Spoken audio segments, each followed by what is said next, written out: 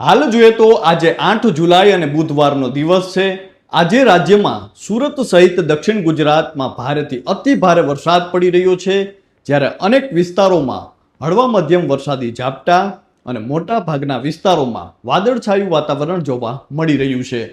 અનેક વિસ્તારોમાં અત્યાર સુધીમાં સારો એવો વરસાદ પડી ગયો છે, તો અમુક વિસ્તારો એવા પણ છે જ્યાં હજુ સુધી વાવણી પણ નથી થઈ।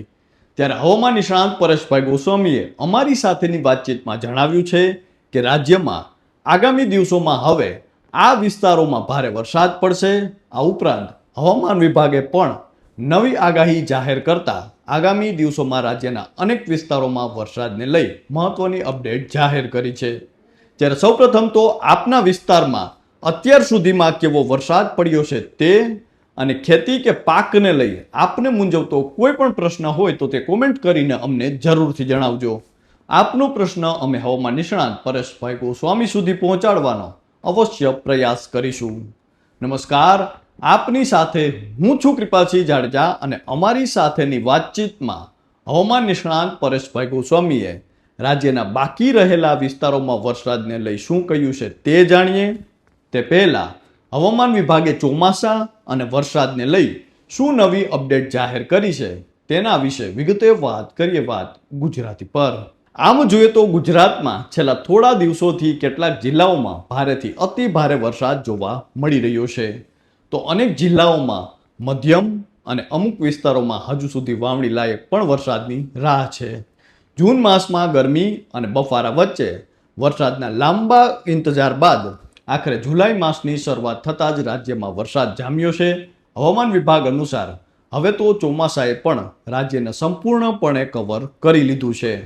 થોડા દિવસથી દક્ષિણ ગુજરાત અને સૌરાષ્ટ્રના કેટલાક જિલ્લાઓમાં જળબંબાકાર જેવી સ્થિતિ પણ જોવા મળી રહી છે। હવે હવામાન વિભાગે ફરી એકવાર રાજ્યમાં આગામી દિવસો દરમિયાન વરસાદને લઈ મોટી આગાહી જાહેર કરી છે। હવે નૈઋત્યના ચોમાસાની આગેકૂચની જો વાત કરીએ તો બુલેટિનમાં આપેલી વિગતો પ્રમાણે ચોમાસું હવે ઉત્તર અરબી સમુદ્રના કેટલાક વધુ ભાગો તેમજ ગુજરાતના બાકીના ભાગો અને રાજસ્થાન અને હરિયાણાના વધુ ભાગો તરફ આગળ વધી ચૂક્યું છે।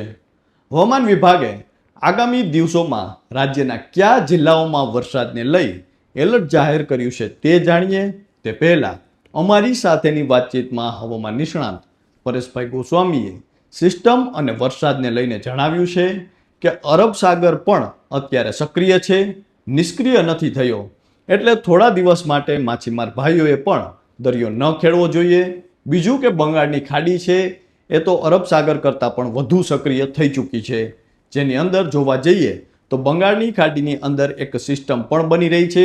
એ સિસ્ટમ 10-12 તારીખ આવતા ઉત્તર પશ્ચિમ દિશા તરફ ગતિ કરવાનું ચાલુ કરશે અને એ સિસ્ટમ મધ્યપ્રદેશ ઉપર થઈ ગુજરાત પર પણ આવે તેવી શક્યતાઓ છે। એટલે જુલાઈ મહિનો પૂરો થાય ત્યાં સુધી બંગાળની ખાડી સક્રિય રહે તેવી શક્યતાઓ છે। એટલે જુલાઈ મહિનાની અંદર ટોટલ 2 જ સિસ્ટમ બંગાળની ખાડીની અંદર બનશે। આમ જોવા જઈએ તો દર વર્ષે જુલાઈ મહિનામાં એક પછી એક સિસ્ટમ બનતી હોય છે, પણ આ વર્ષે માત્ર 2 જ સિસ્ટમ ત્યાં બનશે। એક સિસ્ટમ અત્યારે 10-12 તારીખે બનીને રવાના થશે, જેના કારણે લગભગ 15થી 20 તારીખ સુધીમાં આપણે ગુજરાતમાં પણ વરસાદનો લાભ મળશે અને જુલાઈના છેલ્લા અઠવાડિયામાં પણ બંગાળની ખાડીની બીજી સિસ્ટમ હશે। એટલે ત્યારે એક રાઉન્ડ અરબ સાગરને કારણે પડ્યો અને હવે એ 2 રાઉન્ડ આવશે એ બંગાળની ખાડીને કારણે પડશે। જો કે એક વાત ચોક્કસથી છે કે બંગાળની ખાડી જુલાઈ માસમાં જેટલી સક્રિય હોવી જોઈએ એટલી સક્રિય નથી। આવનારા દિવસોમાં 20 તારીખ પછી વધુ સક્રિય થશે અને જુલાઈના છેલ્લા અઠવાડિયામાં તો જે સિસ્ટમ આવશે એને મજબૂત પણ બનાવશે। પણ અત્યારે જે 15થી 20 તારીખ સુધીમાં સિસ્ટમ આવવાની છે તે upper air cyclonic circulation system હશે, એટલે આપણે વરસાદનો લાભ મળતો રહેશે પણ હળવોથી મધ્યમ વરસાદ પડશે। વાવણીને લઈને પરેશભાઈએ જણાવ્યું છે કે ગુજરાતના 80% વિસ્તારોમાં વાવણી થઈ ચૂકી છે અને 20% વિસ્તારોમાં હજુ બાકી છે અને આપણે પ્રાર્થના કરીએ દ્વારકાધીશને કે 15થી 20 જુલાઈ દરમિયાન જે રાઉન્ડ આવવાનો છે તેની અંદર ભગવાન એને પણ લાભ આપે। બીજું કે જે પિયત આપવાની વાત છે તો અત્યારે જે વિસ્તારો વરસાદથી વંચિત છે અને પાણીની વ્યવસ્થાને કારણે ઓરવીને વાવેતર કર્યું છે તેને અત્યારે પિયત આપવાનો સમય આવી ગયો છે।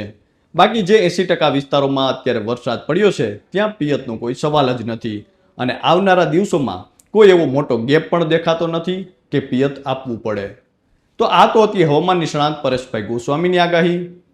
હવે હવામાન વિભાગની આગામી દિવસોની આગાહી વિશે જો વાત કરીએ તો હવામાન વિભાગના જણાવ્યા અનુસાર 8 જુલાઈના રોજ એટલે કે આજે રાજ્યના ડાંગ, નવસારી અને વલસાડમાં ભારેથી અતિ ભારે વરસાદની સંભાવના વ્યક્ત કરવામાં આવી છે, જેને લઈને ત્યાં ઓરેન્જ એલર્ટ જાહેર કરવામાં આવ્યું છે. આ ઉપરાંત દાહોદ, નર્મદા, સુરત, તાપી, છોટાઉદેપુર, અમરેલી અને ભાવનગરમાં છૂટાછવાયા સ્થળોએ ભારે વરસાદ પડવાની સંભાવના છે. સાથે જ બનાસકાંઠા, વાવથરાદ, પાટણ, મહેસાણા, સાબરકાંઠા, ગાંધીનગર, અરવલ્લી, ખેડા, અમદાવાદ, આણંદ, પંચમહાલ, દાહોદ, મહીસાગર, વડોદરા, છોટાઉદેપુર, નર્મદા, ભરૂચ, સુરત, તાપી, ડાંગ, નવસારી, વલસાડ, સુરેન્દ્રનગર, રાજકોટ, જામનગર, પોરબંદર, જૂનાગઢ, અમરેલી, ભાવનગર, ગીર સોમનાથ, બોટાદ, દ્વારકા, મોરબી અને કચ્છમાં છૂટાછવાયા સ્થળોએ મધ્યમ ગાજવીજ અને 40 થી 50 કિલોમીટર પ્રતિ કલાકની ઝડપે પવન ફૂંકાવાની સાથે સાથે હળવા મધ્યમ વરસાદ પડી શકે છે. આ ઉપરાંત 9 જુલાઈના રોજ એટલે કે આવતીકાલે રાજ્યના ડાંગ, નવસારી, વલસાડ અને તાપી જિલ્લામાં ભારે વરસાદ પડવાની સંભાવના હવામાન વિભાગ દ્વારા વ્યક્ત કરવામાં આવી છે અને આ જિલ્લાઓમાં હવામાન વિભાગે યલો એલર્ટ જાહેર કરી દીધું છે. તો આ તો હતી હવામાન નિષ્ણાંત પરેશભાઈ ગોસ્વામીની આગાહી, હવામાન વિભાગની આગાહી. અને ખાસ કરીને જોઈએ તો આજે રાજ્યના દક્ષિણ ગુજરાતમાં હવામાન વિભાગ દ્વારા આગાહી વ્યક્ત કરવામાં આવી છે અને ધીમે ધીમે હવે ગુજરાતમાં જે વરસાદ પડતા હતા તેના વિસ્તારોમાં ઘટાડો થઈ રહ્યો છે. વરસાદની જે તીવ્રતા છે તેમાં પણ ઘટાડો થઈ રહ્યો છે અને દક્ષિણ ગુજરાતથી જે સિસ્ટમ છે તે હવે ગુજરાતમાંથી બહાર નીકળીને અન્ય રાજ્યો તરફ જાય તેવી શક્યતાઓ વ્યક્ત કરવામાં આવી છે. આ સાથે જ હવામાન નિષ્ણાંત પરેશભાઈ ગોસ્વામીએ જણાવ્યું છે કે બંગાળની ખાડીની સિસ્ટમ ગુજરાત તરફ આવી રહી છે. તો હાલ બસ આટલું જ. ફરી મળતા રહીશું વાત ગુજરાતી પર.